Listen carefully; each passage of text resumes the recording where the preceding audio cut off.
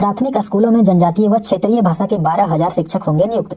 ये जो वैकेंसी है जो कि जनजातीय व क्षेत्रीय भाषा को पढ़ाएंगे, टीचिंग करवाएंगे, उन सभी टीचर्स का जो ये वैकेंसी है इसका स्टार्ट 2024 में ही किया गया था माननीय रामदास सोरेन जी शिक्षा मंत्री जी के द्वारा। ठीक है, लेकिन क्या हुआ कि इस वैकेंसी को अभी तक फुलफिल नहीं करवाया जा सका है। क्यों? क्योंकि झारखंड में जैसा कि आप सभी को पता है कि कोई भी वैकेंसी आता है तो इसमें कहीं ना कहीं बीच में जो सो अड़ंगा आ ही जाता है। तो दैट इज वाई ये वैकेंसी अभी तक फुलफिल नहीं हो पाया है। इसीलिए इस वैकेंसी को पुनः एक बार और फिर से जो सो लाया जा रहा है और इस वैकेंसी के तहत टोटल 12,000 शिक्षक नियुक्त करवाए जाएंगे। ठीक है, जो कि झारखंड के अभ्यर्थियों के लिए एक बहुत ही बड़ी गुड न्यूज हो सकती है। चलिए इसके बारे में मैं आप सभी को डिटेल जानकारी प्रोवाइड कर देता हूँ। देखिए, सबसे पहली बात कि इस वैकेंसी में फॉर्म भरने के लिए आपको इंटर पास यानी कि 12th पास होना अनिवार्य है। ठीक है, और 12th में आपका 45% से प्लस मार्क्स होना भी जरूरी है, तभी आप लोग इस फॉर्म को भर पाएंगे।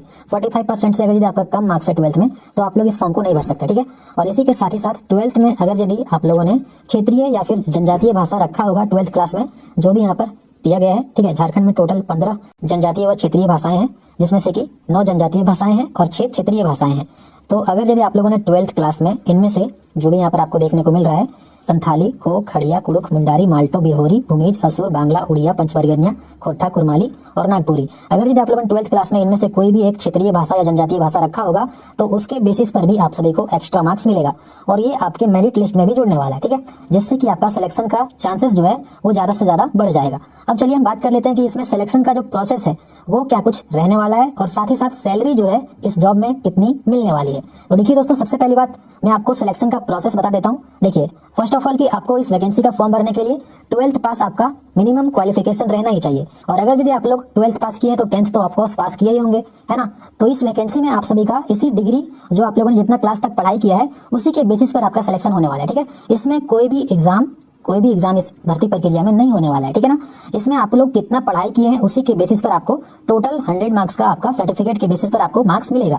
और किस प्रकार से आप सभी को मार्क्स दिए जाएंगे यहाँ पर आपको मैंने डिटेल तरीके से मेंशन करके बता दिया हूँ। देखिए, आपको अगर यदि आप 12th पास है तो ऑफकोर्स 10th तो पास होंगे ही, है ना। तो अगर यदि नॉर्मल आप लोगों ने 10th और 12th पास किया है तो 30 और 20 मार्क्स आपको 10th क्लास के सर्टिफिकेट के आधार पर और 12th के सर्टिफिकेट के आधार पर 30 मार्क्स, 50 मार्क्स आपको मिल जाएगा नॉर्मल अगर यदि आप लोगों ने 12th पास किया है तो। और 12th में अगर यदि आप लोगों ने कोई भी एक जनजातीय या फिर क्षेत्रीय भाषा रखे होंगे, ठीक है, तो उसका भी आपको 10 मार्क्स अलग से एक्स्ट्रा मार्क्स आपको मिलेगा, यानी कि 50 प्लस 10 मार्क्स।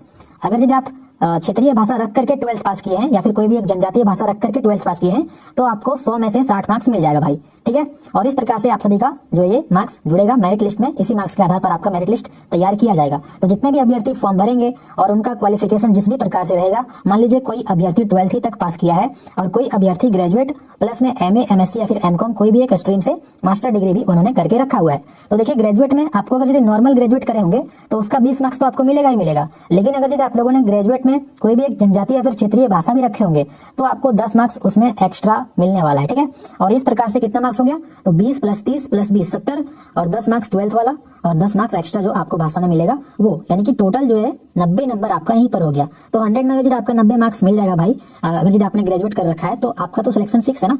और अगर यदि आपने MA, MSc या फिर MCOM करके रखा है, एक्स्ट्रा क्वालिफिकेशन आपके पास है, तो उसका भी आपको 10 मार्क्स फिर से मिल जाएगा, यानी कि 100 में 100 मार्क्स आपको मिल जाएगा। तो इस प्रकार से आपका जो सिलेक्शन का चांसेस है, जितना आप लोग पढ़ाई करे होंगे उसी के आधार पर रहने वाला है। ठीक है, और इस प्रकार से आप सभी का सिलेक्शन प्रोसेस करवाया जाएगा।